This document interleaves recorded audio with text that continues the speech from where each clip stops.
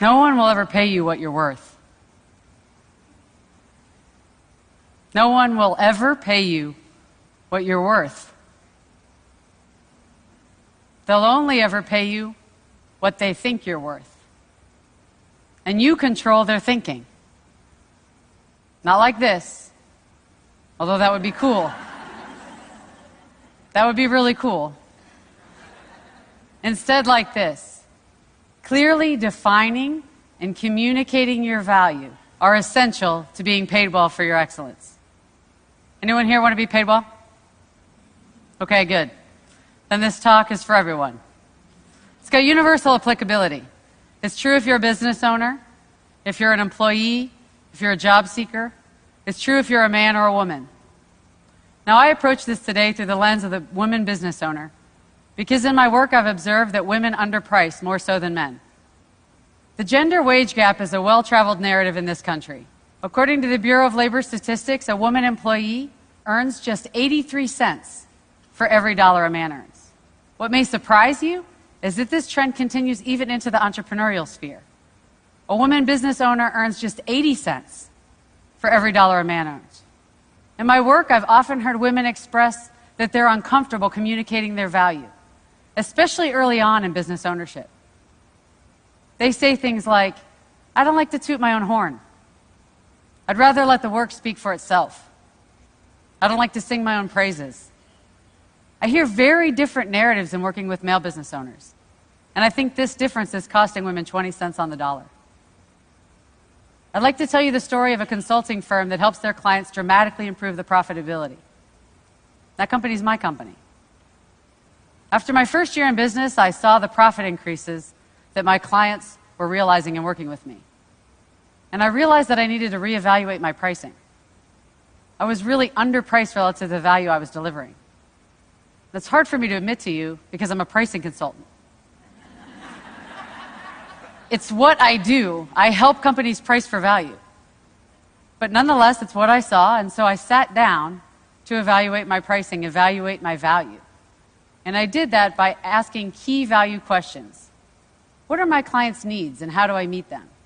What is my unique skill set that makes me better qualified to serve my clients?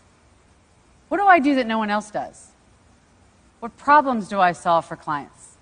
What value do I add?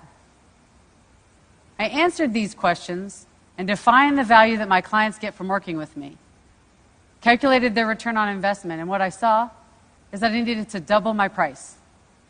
Double it. Now, I confess to you that this terrified me. I'm supposed to be the expert in this, but I'm not cured. I knew the value was there. I was convinced the value was there, and I was still scared out of my wits. What if nobody would pay me that? What if clients said, that's ridiculous? You're ridiculous. Was I really worth that? Not my work, mind you, but me. Was I worth that? I'm the mother of 2 beautiful little girls who depend upon me. I'm a single mom. What if my business fails? What if I fail? But I know how to take my own medicine. The medicine that I prescribe to my clients. I had done the homework. I knew the value was there. So when prospects came, I prepared the proposals with the new higher pricing and sent them out and communicated the value. How's the story end? Clients continued to hire me and refer me and recommend me, and I'm still here. And I share the story because doubts and fears are natural and normal, but they don't define our value, and they shouldn't limit our earning potential. I'd like to share another story about a woman who learned to communicate her value and found her own voice. She runs a successful web development company and employs several people. When she first started her firm, and for several years thereafter, she would say, I have a little web design company. She'd actually use those words with clients. I have a little web design company. In this and in many other small ways, she was diminishing her company in the eyes of prospects and clients, and diminishing herself. It was really impacting her ability to earn what she was worth. I believe her language and her style communicated that she didn't believe she had much value to offer. In her own words, she was practically giving her services away. And so she began her journey to take responsibility for communicating value to clients and changing her message. One thing I shared with her is that it's so important to find your own voice, a voice that's authentic and true to you. Don't try to channel your sister-in-law just because she's a great salesperson or your neighbor who tells a great joke if that's not who you are. Give up this notion that it's tooting your own horn. Make it about the other party. Focus on serving and adding value, and it won't feel like bragging.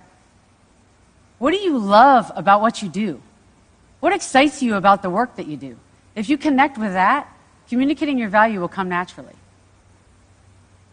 So she embraced her natural style, found her voice, and changed her message. For one thing, she stopped calling herself a little web design company. She really found a lot of strength and power in communicating her message. She's now charging 3 times as much for web design, and her business is growing. She told me about a recent meeting with a gruff and sometimes difficult client who'd called a meeting questioning progress on search engine optimization. She said in the old days that would have been a really intimidating meeting for her, but her mindset was different. She said she prepared the information, sat down with the client, said, this isn't about me, it's not personal, it's about the client. She took them through the data, through the numbers, laid out the trends and the progress in her own voice and in her own way, but very directly said, here's what we've done for you. The client sat up and took notice and said, okay, I got it.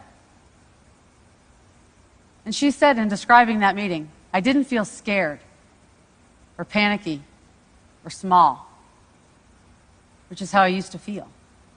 Instead, I feel like, okay, I got this. I know what I'm doing. I'm confident. Being properly valued is so important. And you can hear in this story that the implications range far beyond just finances into the realm of self-respect and self-confidence. Today I've told 2 stories, one about defining our value and the other about communicating our value. And these are the 2 elements to realizing our full earning potential. That's the equation. And if you're sitting in the audience today and you're not being paid what you're worth, I'd like to welcome you into this equation.